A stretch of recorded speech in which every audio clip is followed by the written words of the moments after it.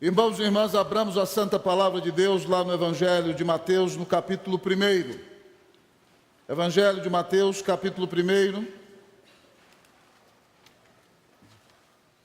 Eu convido a igreja a que se coloque de pé. Enquanto vocês abrem a Bíblia, me foi soprado que faltaram 2 avisos aqui. Primeiro deles, que no próximo sábado haverá a reunião da SAF, às 14h30, reunião de encerramento. E o outro aviso é que nós teremos no dia 16 de dezembro a nossa cantata de Natal, certo? Então não perca essa bênção, traga visitantes para ouvir a palavra do Senhor.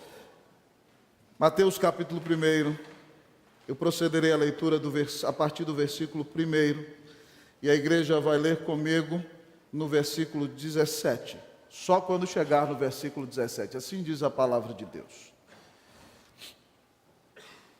Livro da genealogia de Jesus Cristo, filho de Davi, filho de Abraão. Abraão gerou a Isaque, Isaque a Jacó, Jacó a Judá e a seus irmãos. Judá gerou de Tamar a Pérez e a Zera, Pérez gerou a Hezron, Hezron a Arão.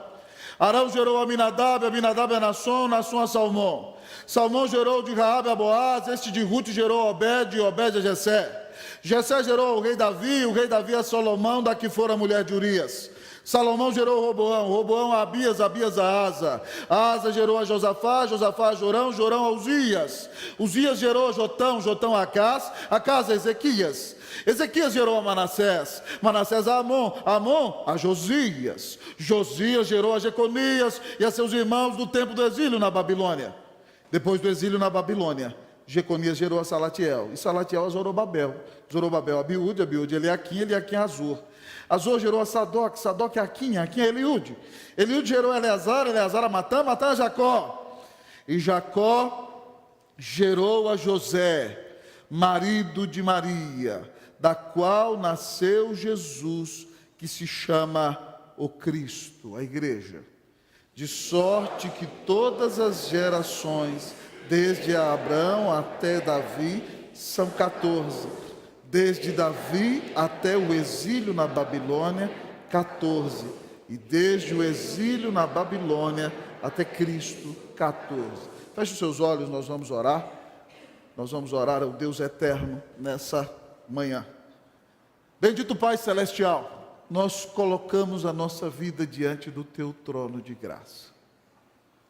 Porque queremos de Ti graça e misericórdia. E Pai, nós te agradecemos porque Jesus veio ao mundo. Veio ao mundo para nos salvar. Muita gente nesse Natal, Deus ó Pai, está pensando nos presentes, está pensando na ceia, está pensando nas festas que serão gratas e preciosas, rever irmãos e amigos. Mas nós sabemos que o Natal é Jesus. E ó Deus, eu quero então te pedir que nesse mês de Natal tu nos fales a alma. Que nesse mês de Natal, aqui na Unida, pessoas sejam convertidas ao Senhor. Que nesse mês de Natal, aqui na Unida, famílias sejam restauradas. Ó Deus, fortalecidas e a Tua graça se manifeste.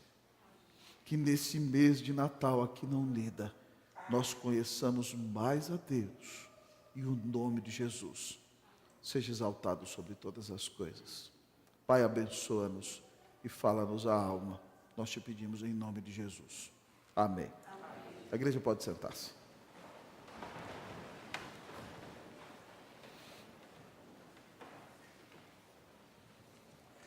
Eu sempre amei o tempo do Natal, amados irmãos e irmãs. Quando eu era menino, em minha cidade, no interior de Minas Gerais, o tempo do Natal era um tempo de grande alegria. Porque a gente já tinha passado de ano e bons presentes chegavam quando a gente passava de ano com nota boa.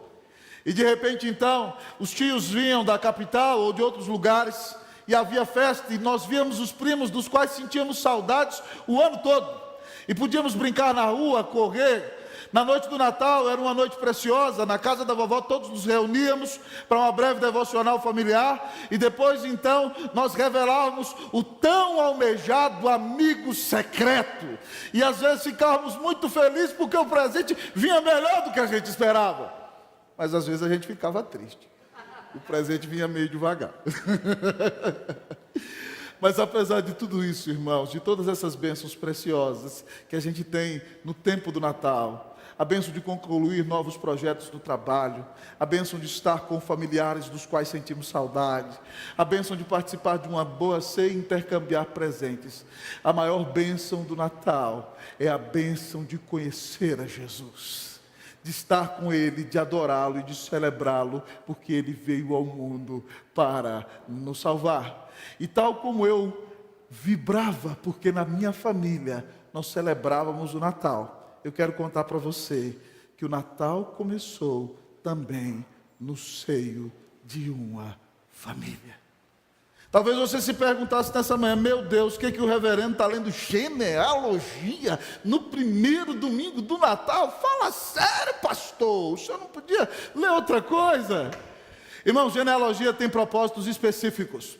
E esse evangelho foi escrito por Mateus no ano 65 depois de Cristo, dirigido diretamente para judeus, para mostrar que Jesus é o rei e o Messias prometido no Antigo Testamento.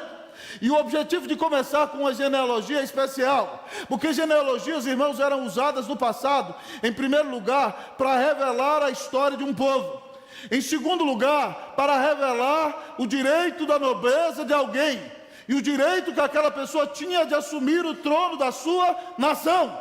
E no nosso caso específico, essa genealogia aqui é colocada para juntar esses dois aspectos, porque ela revela a formação da história do povo de Deus, da família de Jesus, para mostrar que Jesus é o rei que vem de Davi, mas para mostrar, amados irmãos, desse texto, para que nós conheçamos a família que abençoa o mundo.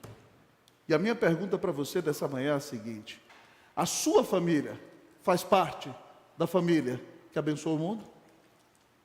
A sua família faz parte da família que abençoa o mundo? Ao analisar as bênçãos do Natal, nós começaremos com essa família, que é a família de Jesus.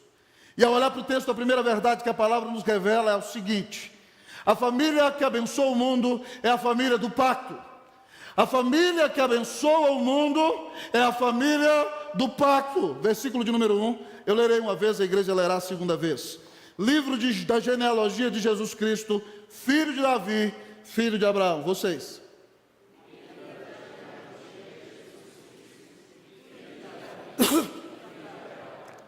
Irmãos, Mateus começa com essa genealogia. E é impressionante que ele não começa com Adão. Lucas, quando vai falar da genealogia de Jesus, começa com Adão, com o propósito de mostrar que Jesus era verdadeiramente homem. E mostrando também que Adão era filho de Deus. Agora Mateus tem um propósito diferente. Ele começa com o pacto, ele começa com a aliança, queridos amigos e irmãos. Ele começa com Davi e depois com Abraão. Por quê, pastor? 1000 anos antes, no primeiro livro das Crônicas, capítulo 17, do versículo 11 a 14, Deus fez uma promessa a Davi. Deus disse a Davi que colocaria no trono da sua família um descendente cujo reino seria sempiterno, não teria fim. E ele diz mais: eu lhe serei por pai, e ele me será por filho. Então, 1000 anos antes de Jesus nascer, preste atenção nisso, irmão, Deus prometeu a Davi que mandaria no trono da sua família um rei cujo reino duraria para sempre, e Deus seria o pai dele, e ele lhe seria por filho. Deus tinha um pacto com Davi, e o texto nos mostra, amados irmãos, que Deus é um Deus de pacto, é um Deus que cumpre as suas alianças. Mas antes disso, amados irmãos, muito antes disso, o Senhor tinha prometido a Abraão.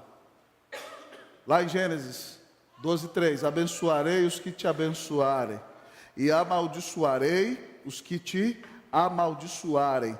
Em ti serão benditas todas as famílias da terra. Ah, amados irmãos e irmãs, 2000 anos antes de Jesus vir ao mundo, Deus tinha prometido a Abraão que por meio da família dele, todas as famílias da terra seriam abençoadas. Então esse Deus de aliança, esse Deus de pacto, está aqui, amados irmãos, que vale a pena mostrando que vale a pena fazer aliança com Deus, vale a pena ter um pacto com o Senhor, porque quando nós estamos nesse pacto, nós estamos debaixo da bênção de Deus, nós estamos debaixo da bênção da família que abençoa o mundo, a família por meio da qual Deus trouxe a salvação. Deus trouxe o Salvador. A família que abençoa o mundo é uma família do pacto. Queridos irmãos e irmãs, é por isso que na igreja presbiteriana nós batizamos os nossos filhos. No Antigo Testamento surge o pacto da graça. Ele aparece lá em Gênesis capítulo 3, naquele dia em que o homem pecou. E Deus faz uma promessa ao homem e à mulher, dizendo que mandaria um descendente da mulher que pisaria a cabeça da serpente, fazendo alusão à morte de Jesus na cruz. Mas também disse que a serpente lhe morderia o calcanhar, fazendo alusão à mesma obra. O Senhor diz que vai mandar o Salvador do mundo. E Deus então mata animais e cobre Adão e Eva com vestes, amados irmãos, simbolizando o sacrifício que Cristo faria na cruz do Calvário. Em distintas administrações do pacto, Deus vai estabelecendo ordenanças do Antigo Testamento. Então, quando Deus administra o pacto junto com Abraão, ele estabelece a ordenança da circuncisão como selo do pacto. Depois, com Moisés, mais adiante, por causa da libertação do Egito, ele estabelece a Páscoa como a festa da celebração da salvação do pacto. Amados irmãos, quando Cristo vem, o pacto da graça feito com Abraão continua, mas agora ele muda o selo do pacto. Agora já não é mais circuncisão, porque nós não somos judeus, agora é batismo. Então, amados irmãos, o batismo para nós simboliza assim o selo do Espírito Santo naquele que crê, simboliza o lavar regenerador e a ressurreição da alma, mas antes de todas as coisas, simboliza que nós temos um pacto com Deus. Nós estamos debaixo do pacto da graça, e nossas famílias estão debaixo desse pacto. É por isso que nessa igreja nós batizamos nossos filhos em nome do Pai, do Filho e do Espírito Santo, porque nossas famílias fazem parte da aliança que Deus tem conosco. Nossa família é a família do pacto. Nossa família é a família da aliança. A família que abençoa o mundo é a família do pacto. Se você quer ter a sua família debaixo dessa bênção, debaixo dessa aliança, você precisa crer em Cristo Jesus. Porque o dia mais importante da história foi o dia em que o Filho de Deus pisou no mundo, e então mostrou o seu pacto com todas aquelas famílias que creem que Jesus Cristo é o Filho de Deus, o único mediador entre Deus e os homens. Irmãos, isso é tão bonito na história da igreja. Alguns de nós estão aqui porque Deus salvou seus pais, outros porque Deus salvou seus avós, outros porque Deus salvou seus bisavós, e eles foram ensinando os filhos, geração após geração, geração após geração, e nós estamos aqui recebendo a bênção da aliança que nossos antepassados fizeram com o Senhor. Deus promete, amados irmãos, abençoar até a 1000ª geração, aqueles que o amam e guardam os seus mandamentos. Portanto, se você hoje se arrepende dos seus pecados e crê em Cristo Jesus, a Bíblia promete que até a sua 1000ª geração estará debaixo da bênção de Deus, porque quando você crê em Cristo como seu Senhor e Salvador, você entra em aliança com Deus, e você passa a fazer parte da família mais abençoada da terra, a família que abençoa o mundo. Isso é tão maravilhoso, irmãos. Algum tempo atrás eu li a história do reverendo Philip Jacob Henry da Inglaterra, que era um pastor puritano. Ele cria nisso que eu estou pregando para vocês. E ele batizou seus filhos quando pequenos. E ele então se comprometeu como pai a ensinar a Bíblia dentro de casa. E ele então se levantava bem de manhã, meus queridos irmãos e irmãs, para estudar a palavra com seus filhos. E ele resolveu que a palavra deveria estar incutida na mente e no coração dos seus filhos, tal como a Bíblia ensina em Deuteronômio capítulo 6. Então ele fazia o seguinte: cada manhã ele decorava um versículo do Salmo 119 com seus filhos. Ele repetia e dizia para os meninos: durante o dia inteiro vocês vão pensar nesse versículo, vocês vão meditar nele, e quando a circunstância difícil vier, vocês vão lembrar do versículo, e na hora do almoço vocês vão recitar o versículo, e à noite, quando eu chegar em casa para me reunir com vocês, para o nosso culto da noite, vocês vão repetir para mim o versículo. De maneira, irmãos, que eles repetiam 2 vezes no ano, todo o Salmo 119. Então aqueles meninos, irmãos, foram incutidos com a palavra de Deus, Quando o filho dele cresceu, o reverendo Mateus Henrique, ele teve um chamado de Deus, virou pastor. Começou a pregar a palavra na igreja na Inglaterra. Mas ele falou assim: eu quero conhecer todo o conselho de Deus, eu vou pregar a Bíblia toda. E ele então começou a estudar a Bíblia toda, pregar a Bíblia toda, e escreveu um comentário interpretando todos os versículos da Bíblia. Aquele homem foi tão cheio de amor pela palavra de Deus dentro de casa, que seu pai o ensinou, que ele se tornou um dos maiores comentaristas da história da igreja. Hoje, quando eu preparo sermões, eu leio o comentário de Matthew Henry, que era o filho do pastor Philip Jacob Henry, porque ele incutiu a palavra no coração do seu filho. Então, pai, você traz seu filho e sua mãe aqui e batiza, é uma bênção maravilhosa. Mas agora sim, batizei para não morrer pagão, esse conceito não é reformado. Você batiza e prega o evangelho para o filho, e discipula o filho dentro de casa, e dá uma vida de bom testemunho, e vem para a igreja, e faz toda a diferença. E Deus há de ser com seu filho e com sua filha, hoje, amanhã e para sempre. Amém! Que Deus abençoe nossas famílias, amém, meus irmãos? Que nós creiamos que, se de fato cremos em Jesus, nossas famílias estão em aliança com Deus.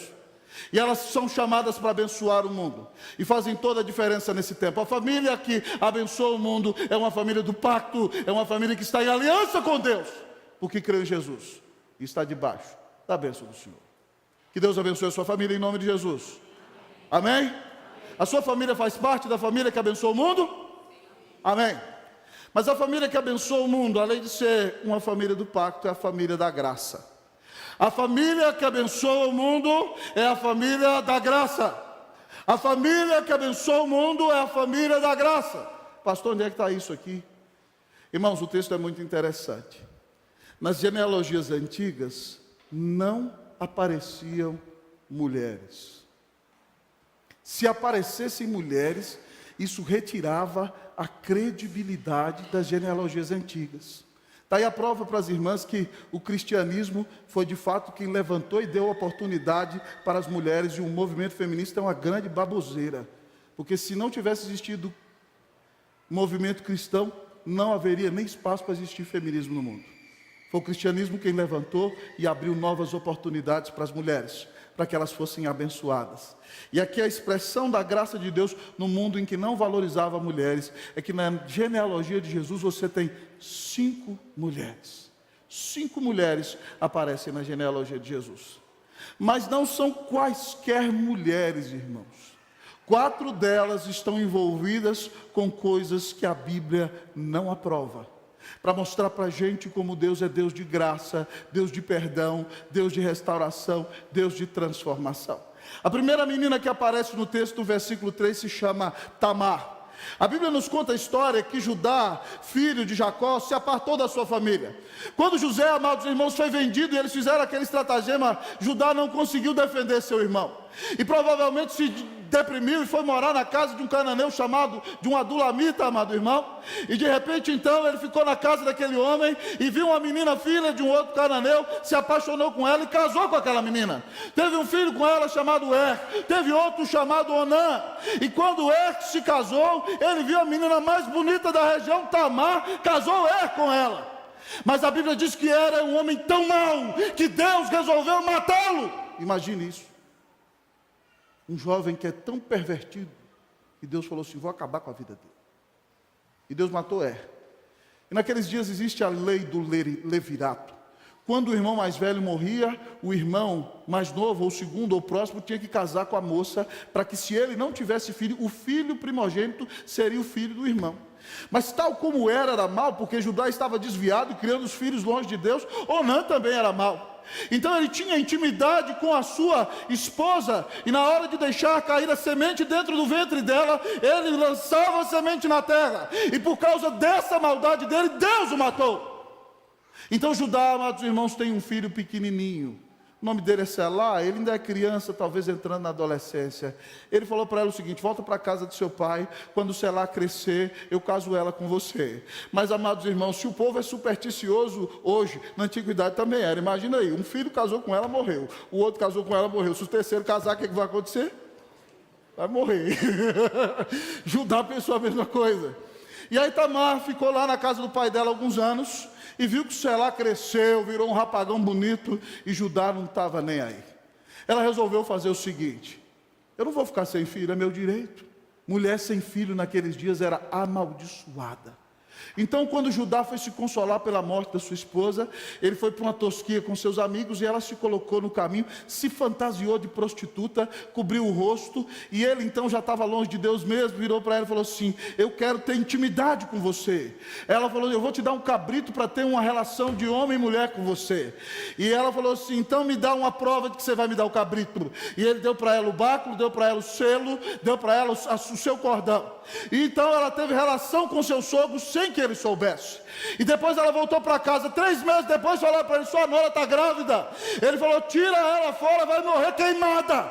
E aí então ela mandou os bens que pertenciam a ele. O dono desse cajado, desse anel e desse cordão é o homem que me engravidou. Judá falou assim: você é mais justo do que eu. Nunca mais encostou nela. Ela teve gêmeos, Pérez e Zerá. Pérez aparece aqui. Uma das mães da família de Jesus teve um relacionamento incestuoso com seu sogro.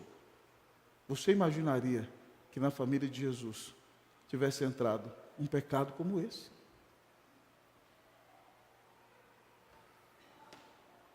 Mas nós não paramos por aqui, irmãos. A Bíblia fala de outra mulher chamada Raabe. E Raabe, amados irmãos, vamos direto ao assunto, era, usando uma linguagem do interior do Brasil, era a dona da casa da luz vermelha de Jericó. Deu para entender? A dona do bordel de Jericó. Certo? Lá não tinha uma rua específica, não, o bordel era dela. E quando Josué manda os espias, irmãos, para espiarem aquela cidade, eles se escondem na casa de Raabe. Ela os esconde lá em cima, e quando os soldados de Jericó procuram aqueles homens, ela diz que eles já foram embora. Mas ela faz com que eles jurem que quando a cidade for destruída, eles vão livrá-la. E eles então fazem um pacto com ela. E quando Josué vem e destrói a cidade, Raabe, seus pais, sua família, seus irmãos, todos os seus parentes foram salvos. Ficaram colocados fora do acampamento de Israel. Mas o príncipe Salmão de Judá olhou para Raabe e falou assim: rapaz, essa mulher é bonita. E ele resolveu casar com a ex-prostituta. E ela entrou na família de Jesus. Você imaginaria que uma prostituta, não só uma prostituta, a dona da casa da luz vermelha de Jericó, que agenciava todas as outras, entraria na família de Jesus? Isso é graça, irmãos. Não tem explicação. Mas tem outra moça que entrou na família de Jesus. Essa não tem uma vida tão devassa assim, não. Mas é uma menina do mundo. A Bíblia proíbe casamento misto. E a menina de fora, Elimeleque, cujo nome Deus é meu rei, casou-se com Noemi, que se chamava Agradável. Morava numa cidade cujo nome era Belém, casa do pão. E houve fome naquela terra, faltou pão na casa do pão, uma situação desagradável. Deus é meu rei com sua esposa Agradável resolveram sair da casa do pão, foram para Moabe, para o mundo, tentar a vida longe do povo de Deus. Levaram seus meninos, Malom e Quilion. Um se chamava Doentinho e o outro Fraquinho, era o nome deles. E de repente, se eles eram doentinhos e fraquinhos, eles se casaram, mas vocês vão imaginar que o pai morreu e eles também morreram, certo? E aí então ficou Noemi com as 2 noras. E Noemi falou assim: a coisa aqui não está boa para mim. Eu saí de Judá abençoado, eu vou voltar para minha casa. E as noras foram atrás. E aí ela virou para elas: minhas noras, eu não tenho filho para dar para vocês mais, voltem para a casa dos pais de vocês. Orfa entendeu, queria casar de novo, falou assim: eu não sei se ela vai arrumar marido para mim, eu fico. Mas Ruth demonstrou que foi de fato convertida. Ela vira para sua sogra e diz: onde quer que você for, eu irei. Onde quer que pousares, pousarei eu. O teu povo será o meu povo, o teu Deus será o meu Deus. Ruth se converteu, irmãos. Ela agora faz parte do povo de Deus. E ela vai para Judá. E chegando ali, então, ela vai para os campos onde tem colheita. E todo judeu é obrigado a deixar algumas sobras para aqueles necessitados virem pegar. E por providência de Deus, ela cai no campo de Boaz, que era um dos seus resgatadores. E Boaz manda cuidar dela, e a fama daquela menina ficou que ela era uma menina virtuosa, sensacional, exponencial, porque abandonou a família dela para cuidar da sogra que estava sozinha. E de repente a sogra entendeu que ela estava no campo de Boaz, falou assim: minha filha, toma um banho, fica linda, exponencial, passa um perfume cheiroso e vai lá para o campo de Boaz, porque hoje é o dia da festa da colheita. Chegando lá, depois que ele estiver deitado, você tira a sandália dele e deita no pé dele. Quando acordou no meio da madrugada, quem é Boaz? Boaz é o solteirão cobiçado de Judá, irmãos. Um sessentão boa pinta. Não tinha casado ainda, irmão. Era o sonho de consumo da mulherada da região. Rico, pode rico, crente. E aí, então, está lá Ruth deitada no pé dele de madrugada. O que é isso, minha filha? Ela: estende sobre mim a tua capa, porque tu és resgatador. Ele fala: você é uma menina de ouro, Além de sentir o perfume da menina, o seu bem agora foi maior do que o primeiro. Eu não posso encostar a mão em você, fica deitadinho aí, tá vendo, varão? A moça chegou, se ensinou para você, você não tem direito de dormir com ela antes de casar, não. Aprenda com Boaz. Mas eu já sou mais velho, que conversa fiada. Relacionamento sexual é para ser feito dentro do casamento. Boaz é crente. E Boaz falou assim: vou levantar de manhã, vou acertar com o resgatador que está na minha frente. Se ele quiser casar com você, não tem jeito. Mas se ele não quiser, está tudo certo, nós vamos casar. E ele levantou, acertou, casou com a menina. Sabe o que aconteceu com ela? Ela teve um filho cujo nome era Obed, que significava servo. E Obed foi pai de Jessé. E Jessé foi pai de Davi. Então aqui está aquela menina que não era da igreja, que era do mundo, que seria desprezada no meio do povo de Deus, mas Deus a trouxe e a converteu, e ela entrou na família de Jesus. Você pode não gostar de nada do que eu estou falando, mas está no texto. Você não pode me recriminar dizendo que eu não estou sendo bíblico. Estou pregando o que a Bíblia diz. Mas aí, irmãos, o texto fala de outra moça. E aí a situação não fica muito bonita, porque o bisneto de Ruth é o homem segundo o coração de Deus. É o segundo personagem mais citado nas Escrituras. É o menino que na adolescência tinha intimidade com Deus e compunha cânticos. Era um menino desprezado pelo pai. O pai quer candidatar o mais velho, o segundo, o terceiro para rei. Ele acha que aquele não tem condição. Ele é ruivo, de boa aparência. Mas esse menino matou um leão, matou um urso, matou um gigante. Esse menino se tornou um grande general. Esse menino treinou um montão de pessoas. Esse menino foi perseguido pelo seu rei durante mais de uma década. Foi forjado a ferro e a fogo na fornalha da aflição. Depois assume o reinado de Judá, o reinado de todo Israel, e é o maior rei do Antigo Testamento, o rei Davi, o homem segundo o coração de Deus. Davi conquista tudo que está ao seu redor, irmão. Deus o ama e tem intimidade com ele. E quando ele já está numa fase da vida que ele acha que não precisa fazer mais nada, por volta dos 50 anos, ele manda Joabe para a guerra e fala: vou ficar aqui. E aí, irmãos, ele diz: hoje eu vou dormir até tarde. Cuidado, meu irmão. Mesmo que você trabalhe em casa, trabalhe, não fique na vagabundagem, tá bom? Vou dormir até tarde. Levanta, talvez, depois de meio-dia, 3 horas da tarde. Todas as casas de Jerusalém são baixas, só a do rei é alta. Quando ele olha em cima do palácio, está lá Batseba, a mulher mais bonita de Jerusalém, tomando banho no quintal da sua casa. Não estava fazendo nada de errado. Ele vê, cobiça, manda trazer, possui, ela engravida. Ele faz um estratagema para o marido dormir com ela, mas o marido é nobre, diz que não vai ter intimidade com a sua mulher enquanto seus amigos estão morrendo no exército. Ele faz um outro estratagema, manda Joabe botar o marido dela na frente, o marido dela é assassinado pela mão dos inimigos. Davi fica com o coração, irmão, duro, provavelmente por 11 anos, 11 meses, ele já não ora mais, quase um ano inteiro, ele não invoca o seu Deus, até que Deus manda Natã à sua casa, e Natã o confronta dizendo que ele é um homem que pecou contra Deus. E Davi se arrepende, e o menino do qual Batseba engravidou morreu, mas depois nasce naquela família Salomão, filho de Davi e Batseba. A situação é tão vergonhosa que, se você olhar para o texto, Mateus nem cita o nome de Batseba. Ele diz assim: Davi gerou a Salomão da que fora mulher de Urias. Nós sabemos que Davi pagou o preço do pecado. Davi foi disciplinado por Deus.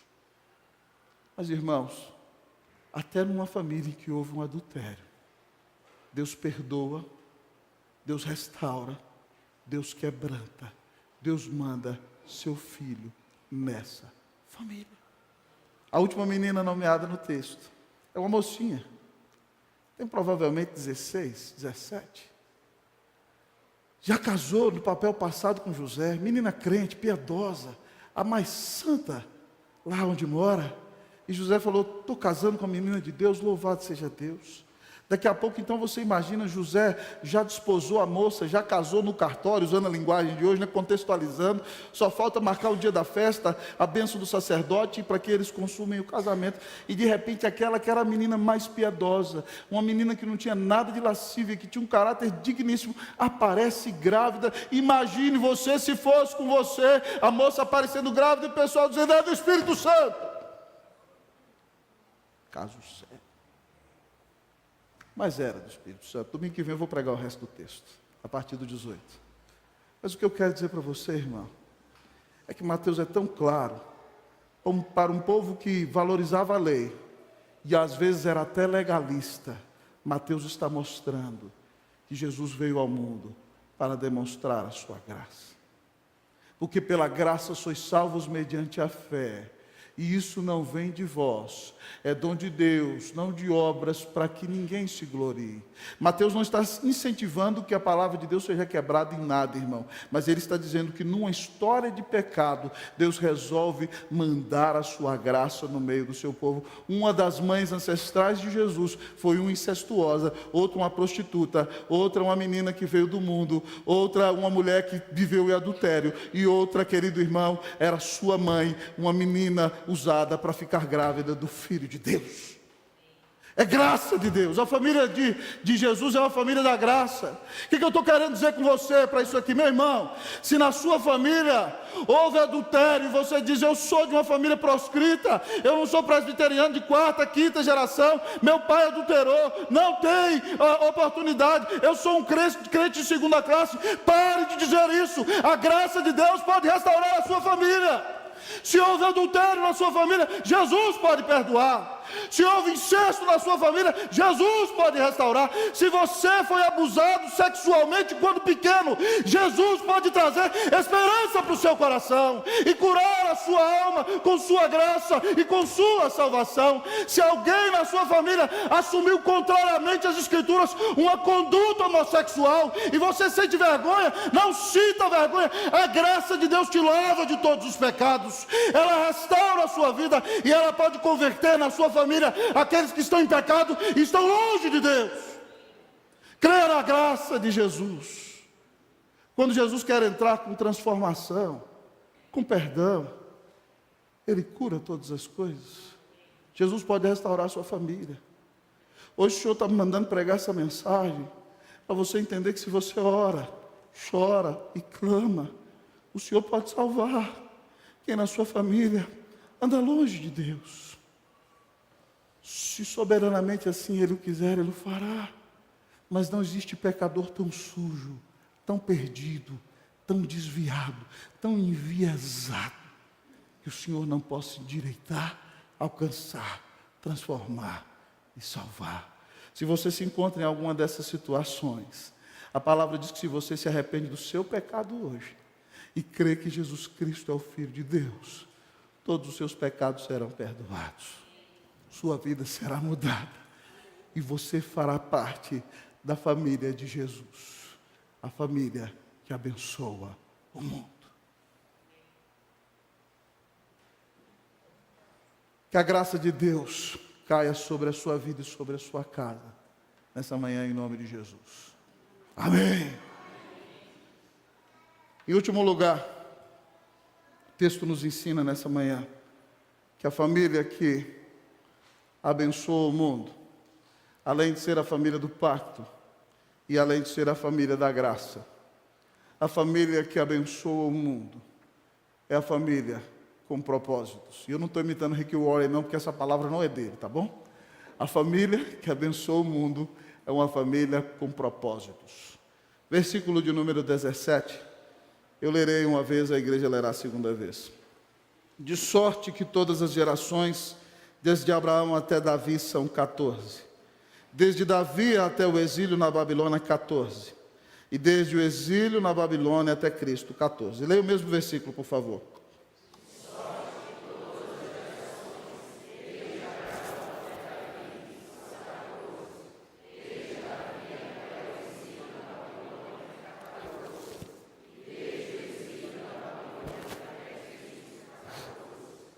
Quatorze. Os judeus, amados irmãos, são ligados também aos números num certo sentido. Cada letra do alfabeto hebraico correspondia a um número. 14, amados irmãos, é a somatória do número de Deus. O número de Deus para o judeu era o número 7, o número da perfeição. 7 com 7 são 14. E você se lembra comigo que no hebraico não há superlativos. Então, quando alguma coisa é muito importante para o judeu, ele repete. Lembra quando Jesus queria ressaltar algo, ele diz, em verdade, ou seja, amém, amém, é a palavra que ele está usando. É o que eu estou falando para vocês. Quando a Bíblia quer falar do atributo de Deus que se destaca sobre todos, ela repete 3 vezes, santo, santo, santo. 14 é a perfeição duplicada. 3 vezes, amados irmãos, de maneira superlativa, essa é a família da perfeição, é a família com propósito, é a família da bênção, é a família de Deus. Mas lendo um outro comentarista, ele também trata esse assunto de uma perspectiva diferente. Ele trata, cada letra do alfabeto hebraico correspondia, amados irmãos, a um número. Então ele trata das letras do nome de Davi. O Dalet, que é a 4ª letra, amados irmãos, do alfabeto hebraico, equivalia ao número 4. O Vav, que era a letra do meio do nome de Davi, equivalia ao número 6. E depois no final havia outro Dalet, é David, certo? Por isso eu botei meu Davi com D no final, porque o primeiro Davi tinha D no final. Mas se você não tem D, você é abençoado do mesmo jeito, não tem problema nenhum. Mas Dalet, Vav, Dalet, 4, 6, 4. Qual que é o número, irmãos? Qual o número? 14, 4, 6, 4, 14. Então o texto está dizendo que essa família está debaixo da providência de Deus. Faz parte de um propósito. 14 uma vez, 14 2 vezes, 14 3 vezes. O que está querendo dizer com isso aqui, irmão? Está querendo dizer que Deus tem um propósito com essa família. Que a providência de Deus conduz a história dessa família. Que essa família, irmãos, tem o propósito de abençoar o mundo inteiro. Porque nessa família nasceu, no versículo 16, de Maria, Jesus, que se chama o Cristo, o Salvador, o Filho de Deus. E significa que se a nossa família faz parte da família que abençoa o mundo, nossa família tem um propósito, irmão. E se você crê em Jesus, a sua família faz parte desta família. E o propósito da sua família é abençoar o mundo inteiro.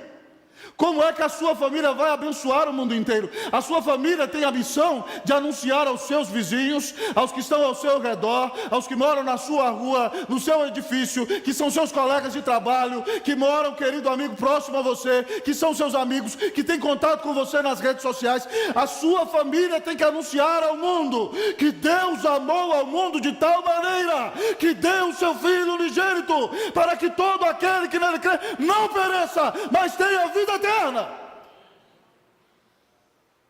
Nossas famílias existem para mostrar que Deus transforma famílias inteiras, para mostrar que Deus restaura famílias, que Deus cura os corações.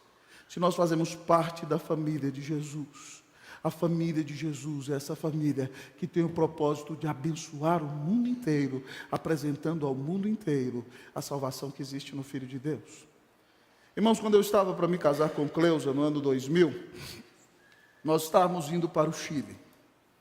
E eu, como seminarista do JMC, era convidado para pregar em muitos lugares. E quando eu me senti chamado para o trabalho transcultural, um texto que eu preguei em distintas igrejas na nossa cidade aqui, foi Gênesis 12, de 1 a 3.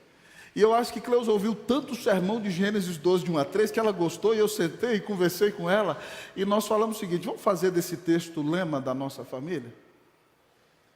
E aí nós sentamos e falamos assim: então o propósito da nossa família é abençoar. O texto diz: sai da tua terra, da tua parentela, da casa do teu pai, e vai para a terra que eu te mostrarei. Você vai ser uma bênção, de ti farei uma grande nação, abençoarei os que te abençoarem, amaldiçoarei os que te amaldiçoarem, em ti serão benditas todas as famílias da terra. Então nós sentamos e estabelecemos que o lema e o propósito da nossa família era ser uma família que abençoa, anunciando o Evangelho de Jesus. Nós íamos renunciar, como Abraão renunciou, nós íamos confiar nas promessas e nós cumpriríamos o mandato de ser tu uma bênção. E com esse sonho ardendo no peito, nós fomos para Santiago e choramos e vivemos muita coisa e recebemos muitas bênçãos de Deus, não foi, meu amor? E trouxemos 2 filhos de lá e até hoje nossa casa tem a missão de ser uma bênção onde a gente pisar. E a sua? Qual é o propósito da sua família? Você acha que a sua família existe só para você trabalhar como um louco, dar a melhor educação para os meninos, tentar ir no shopping, no parque de vez em quando, no meio da correria dessa cidade?